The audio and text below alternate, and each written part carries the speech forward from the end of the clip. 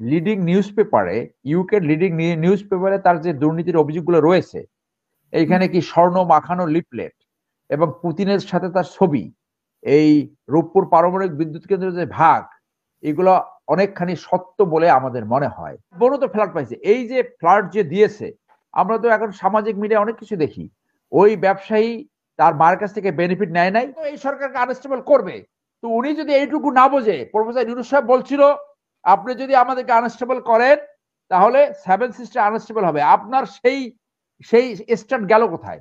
1962 সালের আগে দক্ষিণ কোরিয়ায় একই রকম পরিস্থিতি ছিল, এরকম দুর্বৃত্তেই তো রাজনীতি ছিল। সেই রাষ্ট্রকে ঠিক করতে জেনারেল পার্কসও 20 বছর সময় নিয়েছে। এরপরে তার সাকসেসিভ জেনারেল অ্যানাদার 7 ইয়ার্স, 27 বছরের পরে তারা গণতন্ত্র প্র্যাকটিসে নেমেছে। তো একদম এই 1 বছর 2 বছরে আপনি গণতন্ত্রে যাবেন, এই দুর্বৃত্তিত সমাজ নিপীড়ন হবে? কিছুই হবে না, কিছুই হতে পারে না, কারণ শুরুটা হয়েছে ভুল দিয়া। যার জন্য সমস্ত কিছু নির্ভর করবে ভবিষ্যতে যারা ক্ষমতা আসবে, এবং হোপফুলি বিএনপি আসবে, যদিও অনেক চ্যালেঞ্জ আছে, হবে কিনা আমাদের কলিমুল্লাহ স্যারের কাছে অনেক নিউজ থাকে, দেয়ার আর চ্যালেঞ্জেস। বিএনপির সামনেও এটা এত ইজি সেলিং না যে তারা ক্ষমতা এসে গেছে, ওইটা ভাবলে তারা ভুল করবে। বিএনপির সামনে একটা চ্যালেঞ্জ এবং সুযোগ আসছে, যেহেতু আগামী নির্বাচনে মাস্তানতন্ত্র থাকবে না, আওয়ামী লীগের মাস্তানা থাকবে না, এইখানে ভালো মানুষকে সামনে আনা, চাটুকার, দুর্নীতিবাজ এবং খারাপ চরিত্রের মানুষ সরায়া প্রেসিডেন্ট জিয়ার মতো ভালো মানুষকে সামনে আনার একটা সুযোগ আসছে। সেই সুযোগটা তারা গ্রহণ করবে কি করবে না সেটা সময় বলে দেবে। কিছু ভালো কথা আমরা শুনছি, সেই আরো ভালো কথা, আরো আরো আরো স্টেটসম্যানশিপ দেখাবার সুযোগ রয়েছে, এবং এটা সত্যিকারের একটা আমাদের সুযোগ। এই সুযোগটা প্রফেসর ইউনূসের মতো আমরাও বলবো যাতে মিস না করি। কিন্তু প্রফেসর ইউনূস কিভাবে সাকসেসফুল হবে তার কোনো লক্ষণ আমরা দেখছি না। ধন্যবাদ। আপনার কাছে শেষ একটা প্রশ্ন ছিল আমার, টিউলিপ সিদ্দিককে নিয়ে যেই পদত্যাগ করেছে এবং পদত্যাগ পত্রের পরে প্রধানমন্ত্রী যেটা বলেছে, তাতে কোনো বলা হয়েছে যে ওনার কোনো অপরাধ খুঁজে পাওয়া যায়নি, মানে প্রমাণিত হয়নি, তাহলে উনি কেন পদত্যাগ করলেন? শোনেন, প্রধানমন্ত্রী যে স্টেমার, তার সাথে একটা তার পার্সোনাল রিলেশনস রয়েছে, একটা গুড আন্ডারস্ট্যান্ডিং, যখন বিরোধী দলে ছিল তখন একসাথে। ওদের যে নাইসিটিস, সেই নাইসিটিস বাংলাদেশে যে দুর্বৃত্তায়ন হয় সেটা তার বোঝার কথা না, বোঝার ক্যাপাসিটি সেটা নাই। যে বাংলাদেশে যে আপনি দেখেন যে লিডিং নিউজ পেপারে, ইউকে লিডিং নিউজ পেপারে তার যে দুর্নীতির অভিযোগগুলো রয়েছে, এইখানে কি স্বর্ণ মাখানো লিফলেট এবং পুতিনের সাথে তার ছবি, এই রূপপুর পারমাণবিক বিদ্যুৎ কেন্দ্রের যে ভাগ, এগুলো অনেকখানি সত্য বলে আমাদের মনে হয়। যার জন্য তার ওই কথাটা হলো একটা পলিটিক্যাল, তাদের দল সেভিং, অর্থাৎ লেবার পার্টিকে সেভ করার একটা কৌশল, ওইটা diplomatic niceties, that's not the reality. তাকে নিশ্চয়ই ভিতর থেকে বলা হয়েছে ইউ রিজাইন, না হলে আরো ডিসগ্রেসফুল ওয়েতে সে ওখান থেকে কিক আউট হতো। দুর্ভাগ্য হলো যে বাংলাদেশের এই একটা রাজনৈতিক দল এবং এই একটা পরিবার যেখানে একটি চরিত্রবান মানুষ সৃষ্টি হয়নি। দুর্ভাগ্য, একটি মানুষ নৈতিকতার হাই গ্রাউন্ডে কাজ করে না, একটি মানুষ না। এই একটি পরিবার যাদের ভিতরে রাজনৈতিক যে মূল অ্যাসেটস গুলা, সুশাসন, ন্যায় বিচার, ন্যায্যতা, এইগুলো তাদের ধারণে নাই। তারা সবাইকে সেলেব বানাবে এবং everybody has to serve them, সেই জন্য বারবার তাদের পতন হয়। একটা যদি সিঙ্গেল কারণ বলে তাদের কেন পতন হয়, অন্যায্যতা। এই দলটার ভিতরে কোনো ন্যায্যতা নাই, তারা ন্যায্যতা শেখে নাই, নাইদের পরিবার থেকে নর শিক্ষা প্রতিষ্ঠান থেকে সেইগুলো শেখে নাই। যার জন্য এই আওয়ামী লীগের টপ লেভেলে যে লিডাররা, দেখেন দুইটা জিনিসে তারা অত্যন্ত পারদর্শী। একটা হইলে মানুষের সম্পত্তি লুট করা, চুরি করা, ডাকাতি করা, আর একটা হইলে পলানো। সরকার পতনের লক্ষণ হইলে এমন ভাবে পালাতে পারে যে একটাও ধরা পড়ে না, একটাও ধরাবে না। দেখেন সব পালাইছে, ধরা পড়ছে সব 4 নাম্বার 5 নাম্বার লেভেলের যারা।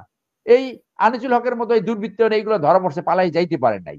ওই যে দরবেশ টরবেশ এইগুলো ধরা পড়ছে।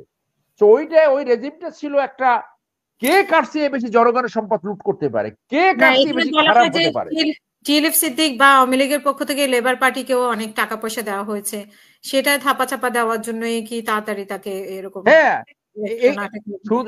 শুধু কি সেইটা, এই যে তার বোনও তো ফ্ল্যাট পাইছে, এই যে ফ্ল্যাট যে দিয়েছে, আমরা তো এখন সামাজিক মিডিয়া অনেক কিছু দেখি, ওই ব্যবসায়ী তার মার কাছ থেকে বেনিফিট নেয় নাই। বাংলাদেশ ব্যাংক সেক্টর লুটের মূল হোতা কে ছিল সেটা আমরা এখন আলোচনা দেখছি না। কোন ব্যাংকের চেয়ারম্যান এবং ম্যানেজিং ডিরেক্টর বাড়িতে 100 কোটি টাকা 200 কোটি টাকা পর্যন্ত লেনদেন হয়েছে। তো তারা ভাগ করে নিয়েছিল, উনি থাকবেন রাষ্ট্র ক্ষমতায় আর সে লুটপাট করবে। আর এই একটা মানুষের কত সম্পত্তি দরকার। আজকে ভূমিমন্ত্রী সাইফুজ্জামান, এক্স ভূমিমন্ত্রী, ওরে তো ওপেন ট্রায়াল করা উচিত ছিল।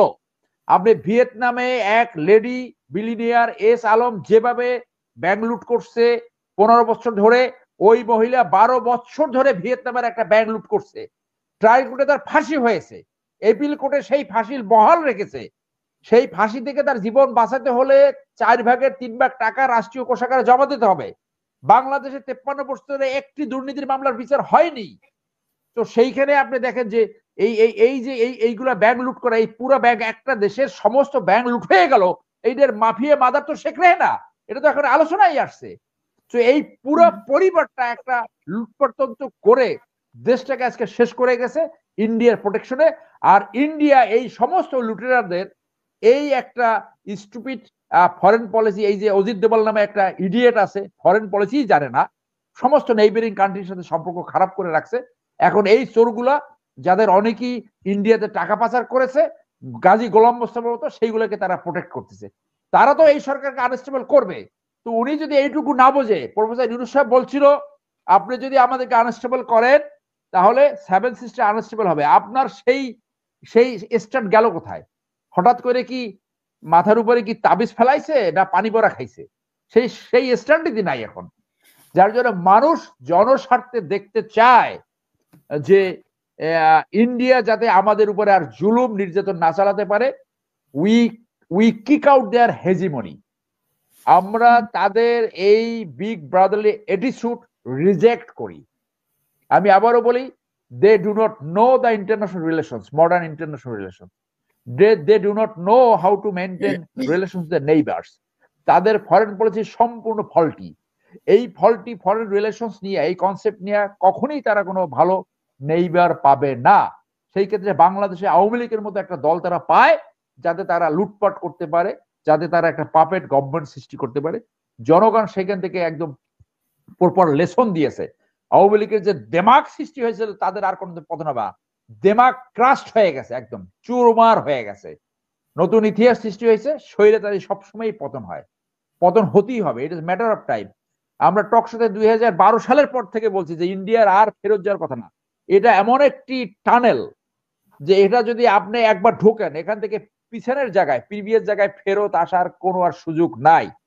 স্বৈরতান্ত্রিকতা একবার সৃষ্টি হলে আরো বেশি স্বৈরতান্ত্রিকতা হয়, আরো বেশি স্বৈরতান্ত্রিকতা হয়, শেষ পর্যন্ত পতন হয়।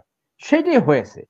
অতএব আমি মনে করি এখনো সময় রয়েছে এই অন্তর্বর্তীকালীন সরকারকে to rise to the occasion.